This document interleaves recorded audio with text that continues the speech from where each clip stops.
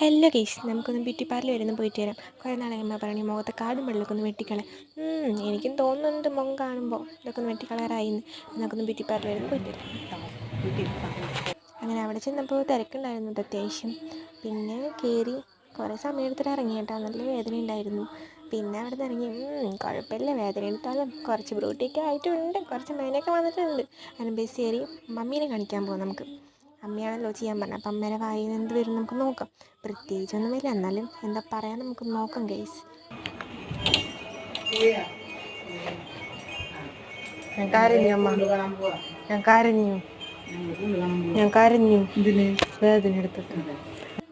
അങ്ങനെ അമ്മോട് ഞാൻ കരഞ്ഞു പറഞ്ഞു. എനിക്ക് പ്രത്യേകിച്ച് റിയാക്ഷൻ ഒന്നും അറിയില്ല, കുഴപ്പമില്ല, ഇപ്പോൾ ഒരു മേനൊക്കെ വന്നിട്ടുണ്ട് എന്നാ പറഞ്ഞ എൻ്റെ അടുത്ത്. കാരണം അവിടുത്തെ ആൻറ്റി താറ്റ കാണിക്ക്, കൈ കൊണ്ട് കാണിക്ക്.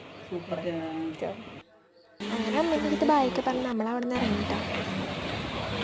നേരെ വീട്ടിലോട്ട് അമ്മേനെ കൊണ്ട് അമ്മ പുള്ളി പോവാം എൻ്റെ വീട്ടിലോട്ട്.